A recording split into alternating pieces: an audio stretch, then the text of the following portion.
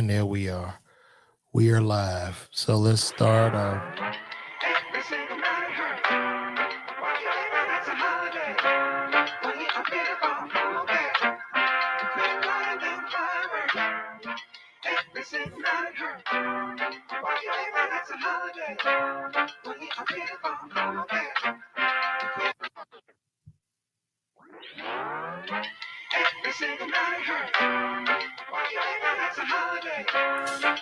I see y'all coming in here. I gotta wait. Like I say, this countdown time, I ain't figured it out yet.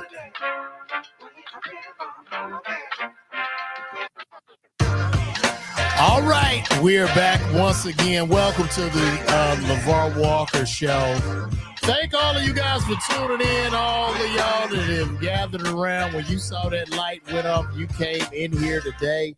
So what's going on? We are back. We're back again. Good evening to each and every one of you, to everybody that's tuned in. I just want to get a little mic check in. If you can hear me, okay, just say you can hear me, please.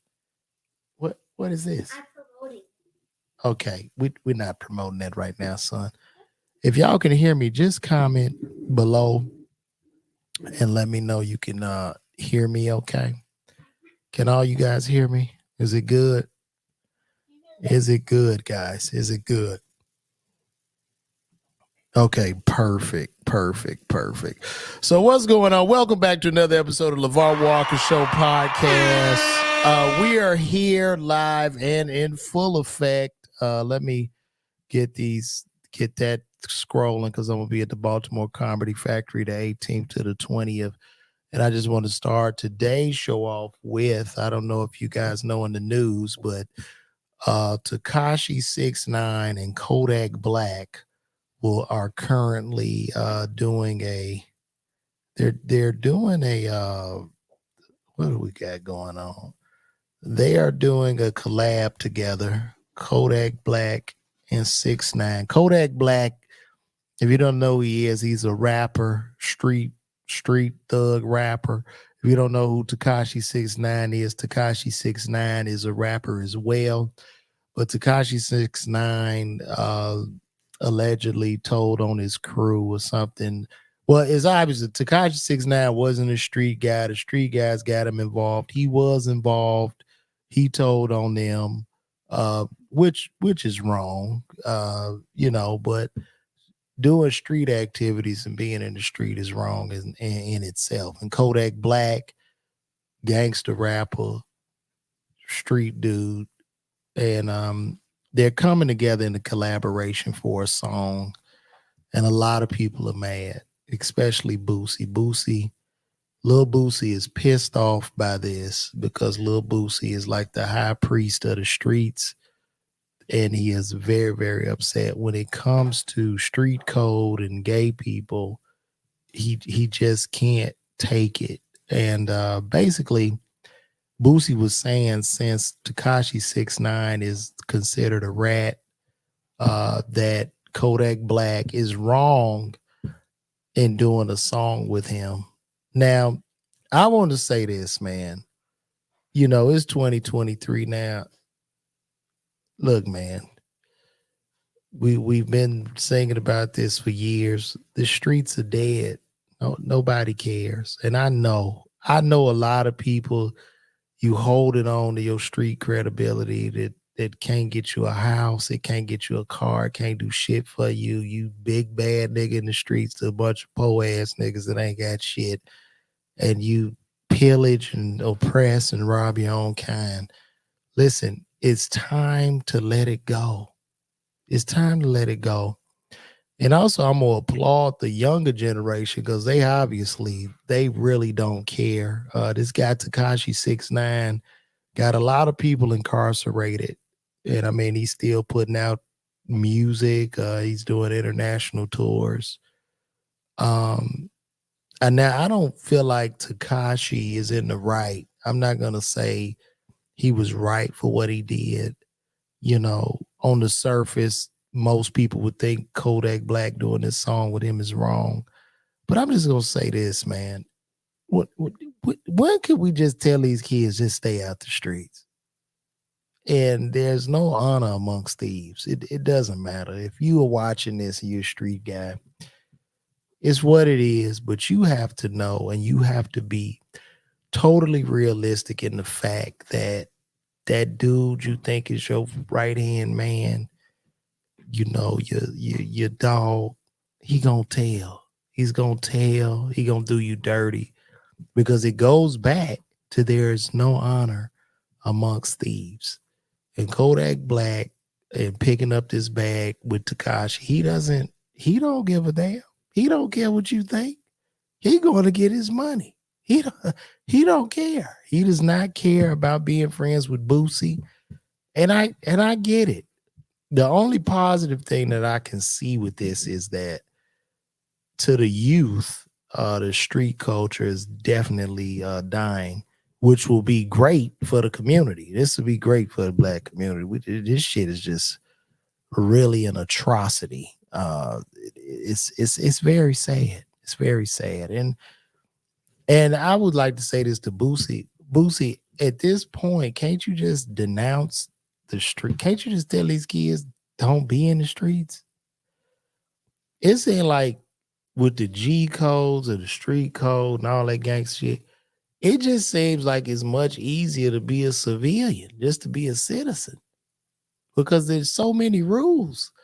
How can you abide by all these street rules, but then at the same time, you just can't be a good citizen, but you perfectly abide by every street law, regulation, and code. But when it comes to being a citizen, I can't follow the regular law. But that street nigga shit, I can do that. I can do that shit down. I know every law. I know the books of the laws. I got it all written here in the pad. Like, I just don't know. It just seems rough, especially when you got to pay so much money in taxes and you got to do this and that. What is that, son? Where'd you get that from? My birthday. All right, here, plug it in right here. What, right where? It should. You can plug it in there. Yeah. So I would just say, man, let's let these children live. And I think they are smarter than us because they don't care. They're starting to disassociate themselves from what a guy does in the streets and his music, which is evident with the success of the rapper Gunna, who was in YSL.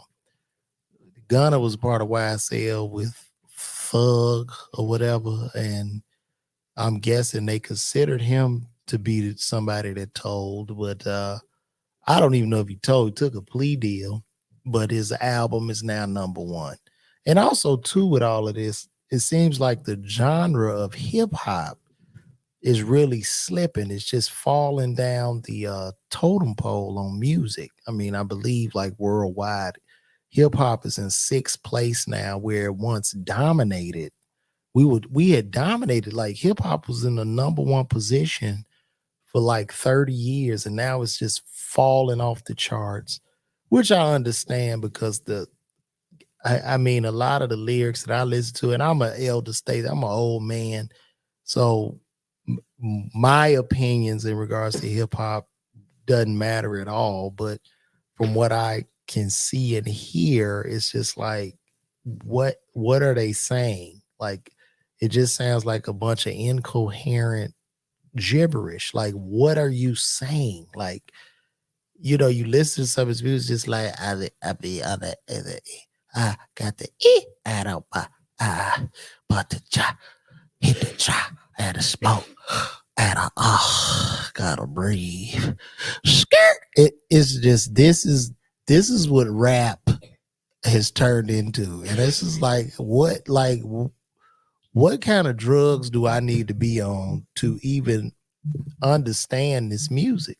Like what are we doing? What kind of drugs do I need to be on to understand this? So I just don't know, guys. It's just time we just let it go. We stop a lot of this nigga shit. It just really be good black people. It's just it's time now. It's time we all look in the mirror and say we can and we will.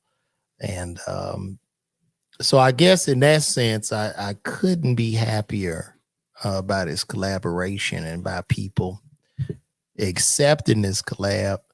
So moving right along, I want to talk about artificial intelligence today. As you know, everything is running off artificial intelligence. AI is on the move. That's a big part of the writer strike, uh, the WGA, which I'm a member of, as well as SAG-AFTRA. That's a big thing. It deals with AI and these technologies being able to write and think for people. I don't know necessarily, I won't necessarily say it's thinking for us. I think it's almost like using a calculator where it's like if you got an idea, the artificial intelligence can help you formulate the idea, outline the idea, and help you push it forward. I'm not necessarily scared of artificial intelligence because what artificial intelligence can't do and what the scientists can't figure out, this is why I'm not scared, because they haven't figured out consciousness. So we don't know what makes us conscious, just as animals, just as beings. What makes us conscious? What makes us love? What makes us hate? What gives us our being? What gives us our sense of awareness? That is one of the things, and they've been trying to do this. Neuroscientists have been trying to do this for the last 20 or 30 years to figure out what makes us conscious, and they can't figure that out. So I don't really think that the artificial intelligence will necessarily be able to become a sentient being. Now, would it be smarter than humans? Of course, because it's able to gather so much information and scour the internet, and it could be 1,000 times more powerful and quicker. But what's happening, like right now in Washington, they're trying to rein it in. They're trying to put in restrictions on artificial intelligence technologies. And I don't think that'll necessarily be a good thing, because if they start to overly regulate and people can't come in to use this, what happens is a lot of times when the government overregulates industries, the government indirectly forms monopolies. You see what I'm saying? When you come in with all that regulation, when the government tends to mess a lot of things up. You know what I mean? For the free market world, for the market. So like when you think about Frank Dodd, which was with the banks, in 07, 08, we had a big bank crash, and they were saying that the banks were too big to fail. So they came up with this Frank Dodd legislation, which would put a lot of paperwork on banks, a lot of regulation on the banks. But what it did, it overregulated banks to the point to where now you have a few big banks, but it's almost impossible for other banks to even enter the marketplace due to getting lawyers and fiduciary responsibilities and shit like that. So it did the opposite of what it wanted to do, and that's being the Frank Dodd. So it actually made banks even not just too big to fail, but bigger, way too bigger to fail, because there are only so few. And that goes the same with this artificial intelligence. A lot of these companies are rallying for the government to get in and set these regulations, because they know, like if you're a Google, if you're Apple, if you're IBM or some shit like that, these companies primarily know that if the government comes in to overregulate, then they will be able to monopolize, because a lot of startups won't even have the money to be able to compete or get through the regulation hurdles for them to compete. You get what I'm saying? So it's not really a good thing. Artificial intelligence needs to definitely be open source. Everybody needs to use it. Everybody needs to like play with that shit and figure it out, or you're gonna get left behind. basically. So whatever it is you're trying to do, you know what I mean?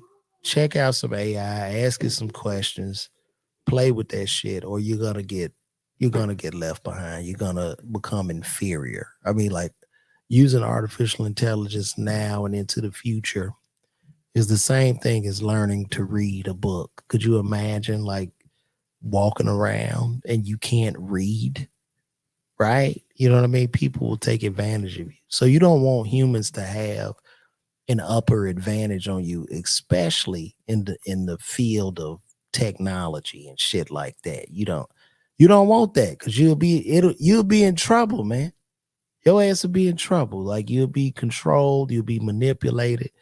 Because that's what this artificial intelligence and a lot of these technologies do.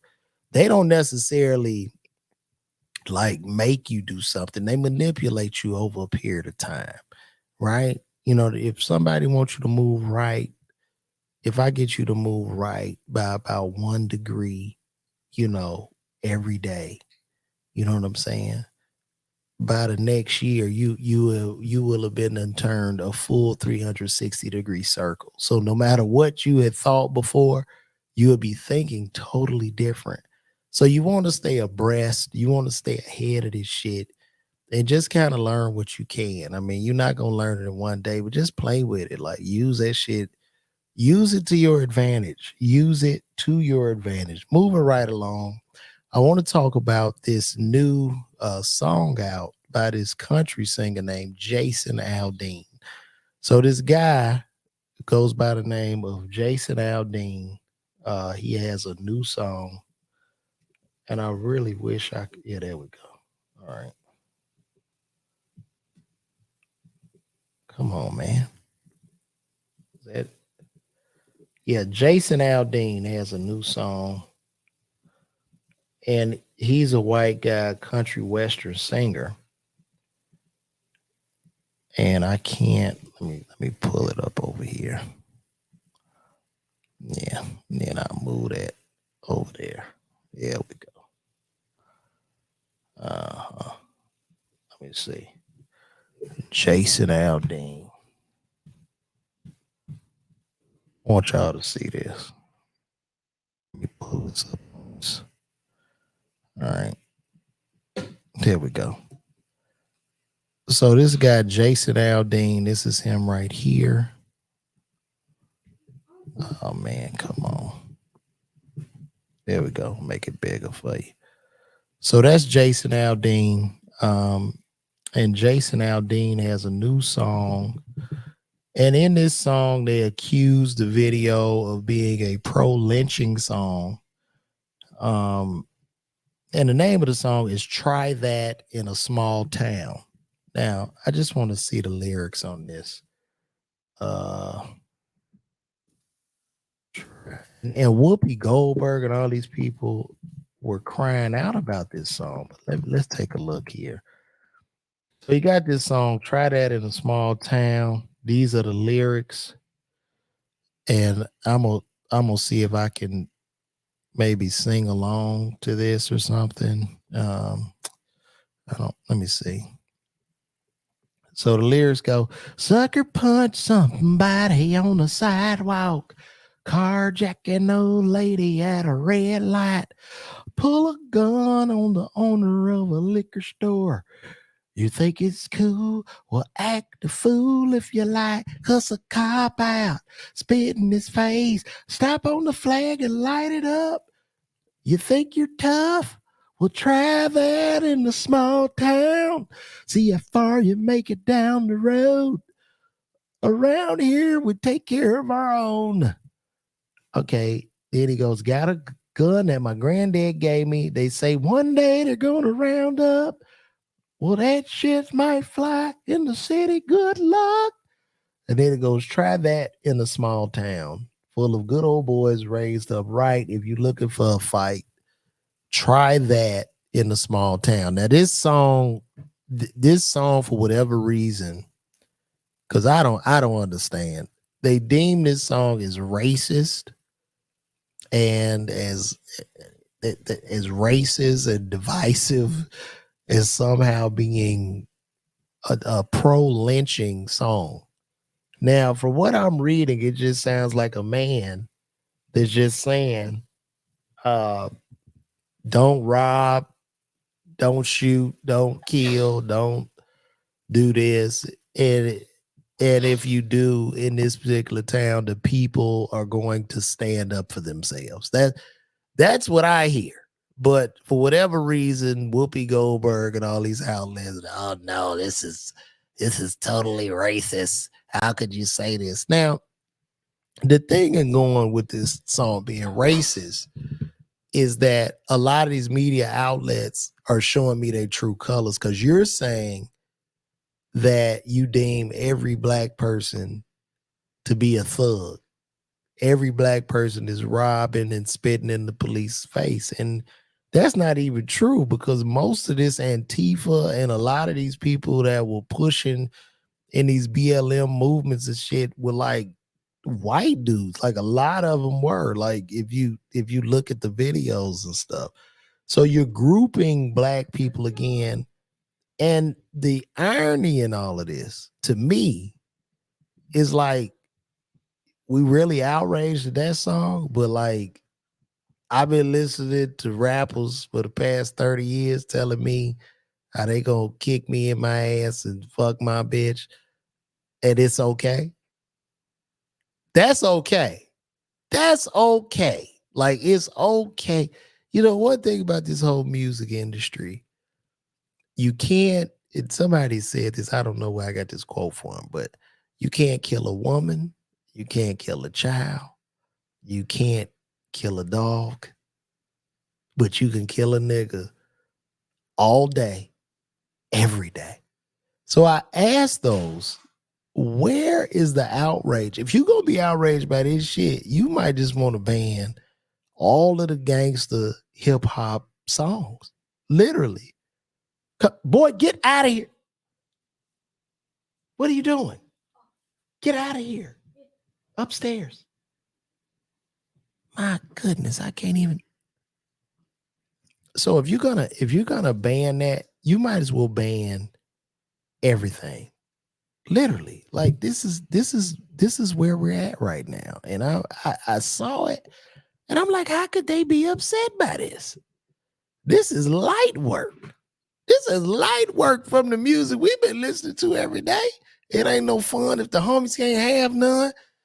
Man, NWA, I mean, we could go down the list, man. It goes on and on, started from the late 80s gangster rap on up. So how can this country song about trying something in a small town, it's certain things in my community which I don't like to see. I don't want to see nobody coming in here robbing, carjacking, kicking doors in.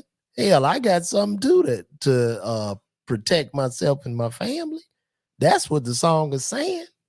But once again, we're in this divisive, very divisive place. And I believe that a lot of the race baiting tactics are only to divide us, but the rich are getting richer. Because I do believe, like right now, like I think this is just a haze, like it's just smoke and mirrors kind of. But I do believe that classism has surpassed, like we talking rich and poor. We talking a wealth gap that's growing so big and so wide, where you got, I forgot, like it's such a small percentage of the people that control all the money, black or white. Now it's more white ones, but I don't even think a lot of rich white people like poor white people. I'm not a white man, so I would have to talk to some of my white homies, but that's what I believe. I think we're going to class him. Just like a lot of rich niggas don't like poor niggas. Like they don't. Like this is where we're going. But they keep throwing this type of shit up in our face just as a distraction. And Whoopi Goldberg talked out. She talked out. Whoopi was mad. Whoopi got mad about it. She was mad. I can't believe that they would even come with a song about a small town. It was racist. It was divisive. That's what Whoopi said. I'm like, nah, Whoopi. Nah, there's a lot of music and got a lot of niggas killed. And that music was predominantly gangster rap, street culture, which I jammed to. Y'all act like dancing to I Caught a Body about a week ago. What body you think they talking about? A body that looked like me. That's what it was about. Caught a body about a week ago. Shot that nigga in the head just a week ago. Like that. And no outrage. So you can't just pick. We can't just pick the outrage, man. You can't just be selective one day. You know what I'm saying? So I don't see myself as any of these people that he's talking about. And I don't even see black people in this light. You know what I mean? But we do have our thugs and, people that own nigga culture that do it, but I don't really see it. So moving right along, Larsa Pippen and Marcus Jordan, man. When I see them in public, I want to fucking vomit. It's the most disgusting shit I've ever seen in my life. And once again, I want to say to Michael Jordan, you need to cut that boy out the wheel. If you told him to leave that woman alone, he kept messing with her, cut his ass out the wheel. This is ridiculous. And I don't even understand how young, rich, 30-something-year-old man will want to be with a 50-year-old woman with 5 or 6 kids. That's just a reflection of how bad Michael Jordan was as a father. Michael Jordan is my GOAT of basketball, but I think if we dig into Michael's personal life, he might come in last place. I'm just saying. I don't even understand. I don't know. I don't know what's going on. But for me to sit here try to pretend that shit is somehow regular and okay, like he's dating his auntie, like, bro, like what are we talking about here? I'm being dead ass serious. Like what is happening? What is happening? Just the respect. Can't you just have the common courtesy to respect what Scotty and your daddy built? Huh? How can't you respect that? Can't you have some fucking integrity, nigga? For what Scotty and Michael did for the fucking Bulls, man?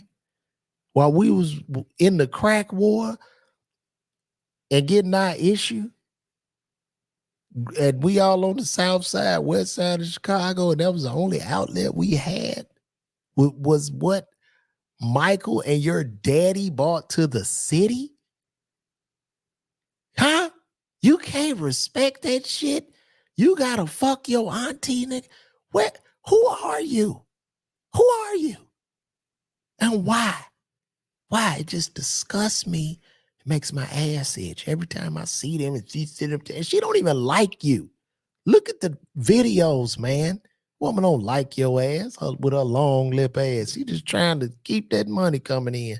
Then poor Scotty got to give her half his goddamn pension. Half.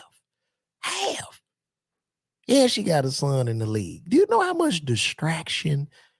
If they ever do a movie called Slower, I ain't gonna even say slut, but Slower of the Rings, Larsa Pippen should be the fucking villain, and she should play the lead of the Slower of the Rings because she has all the keys. She has won. She has really kicked ass and caused havoc and broke up probably 2 of the biggest superheroes on the earth, realistically speaking. Michael Jordan and Scottie Pippen, the realest dynamic duo, right? Batman and Robin was fictional, but they were real. They were real. They were my heroes. And this shit, it's just sad. God damn it, Marcus. Why, man? Why? I don't understand it. And moving right along, Lana Del Rey. Lana Del Rey was she was working at the Waffle. She was seen working at the Waffle House. And Lana Del Rey, I believe, is a singer. I guess she a country western singer or something like that. But she was spotted working at the Waffle House, and people are making fun of this woman. Waffle House, Alabama. So this is her. Let me see. There we go. So this is her at the Waffle House, and people are just in a rage about her working at the Waffle House. Understand this, people. Uh, if she is working, if you see a celebrity or a star like working a job, applaud them. Don't try to make fun of. It's nothing wrong with working an honest day's living. You know what I'm saying? Because Dave Chappelle brought up a perfect point, and I was watching a video of him saying, and he said,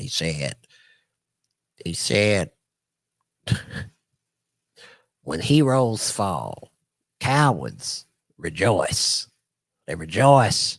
That's what Dave Chappelle said, and that is so true in this. So if Lana Del Rey got into a tight spot with some money or something, and she needed to go get a job at the Waffle House, well, right on for her. Right on for her. Shit. If people gotta work out here, shit. I mean, this entertainment shit ain't all it's cracked up to be. 1 minute you're up, the next minute you're down. You don't know. So shout out to Lana Del Rey for working at the Waffle House. I want to find the one she work at so I can come get me. I'm gonna come out there and get me a damn a waffle. Shit. Shout out to her one more time, Lana Del Rey. But don't be so quick to dismiss people because they working a damn job and you seeing them on TV. Ah, look at him. I knew you wasn't shit. It's just a way for y'all to say, yeah, you ain't shit like I ain't shit. It's very, very, it's very heart-wrenching. Like, let her do her. You know what I'm saying? And I think that's it. I think we're gonna wrap this show up. I hope you guys enjoyed this. Let's just go over a couple of comments here. Hello, hey Janine. Okay, we're gonna start from the top and work our way down. Hey Tierra, she came in here. Tierra, good evening. Gloria D. Lewis, Diane Rodriguez, thank you. Hevo Speaks, appreciate you pulling up. Lomax, okay. Tony Williams, good. Let me see. God is turning around. It's hard to say. I think about it is sometimes you have to lose on every life lost gun violence. That's right. That's right on, Leslie. Appreciate that. That was a jewel you dropped. Yeah. Mm-hmm. Okay. You have to see his video to understand what we talk. I saw the video, Tracy. I mean, yeah, he did have some black people in there, but like it didn't affect me. Like, and Tracy's talking about the Jason Aldean song. It just didn't. I didn't see the issue. I wasn't like up in a tizzy over it. Mob Bob, got to do what you got. Yeah, you got to do what you got to do to make a living. Ain't nothing wrong with working no job. I don't like how people like. When did we become a culture where we just shame hard work or a person working a job? You know what I'm saying? I worked in the pharmacy for 20 years before I took this leap of faith to get the hell up out of there. And you know what I mean? There's some shit happened. I got to go back. I go back. It's what it is. I don't mind. I'm not that prideful. I got to feed my family. I got to do what the hell I got to do. There's nothing wrong with an honest day's living. So we're going to leave it on that. I'm about to wrap it up and get my ass up out of here. If you guys, matter of fact, let me go ahead and see if anybody wants to call in. If anybody would like to call in, y'all can hit me right now before I wrap this up at 678-310-7139. You can call in to give me your opinions or whatever you think about this show or whatever I was talking about. Y'all can call in right now if you would like. We got a few people in here. It's Friday night, so everybody must be out. We got a few people on YouTube. We got some on Facebook. And okay, listen, when I close this, when this shit is off, don't call me because I'm not going to pick up that phone. So, but anyway, since nobody's calling, listen, check me out. I'm going to be live at the Baltimore Comedy Factory. Y'all make sure y'all get those tickets. Baltimore Comedy Factory, the 18th to 20th. You can get them at LeVarWalker.com/tour dates. Hope you guys enjoyed this particular show. Let me see if we got one more comment in here. What would you do if your son was at home crying on the floor? I would tell him to get up and ask him what's wrong. Why'd you ask me that? Is your son at the house crying on the floor, Tab? Is that what's going on?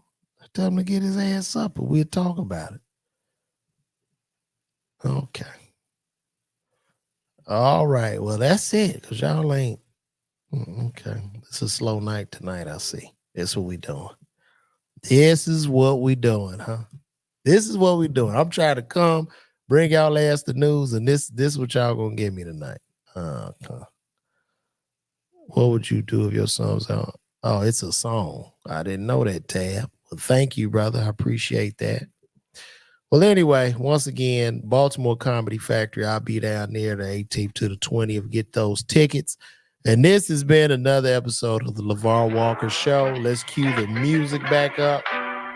And I want to thank all of you for tuning into this show. I'm going to keep coming to y'all Monday through Friday. And we're going to keep it going, man, because I like this little song. Love you too, Leslie Fanny. Appreciate you coming in. Y'all see?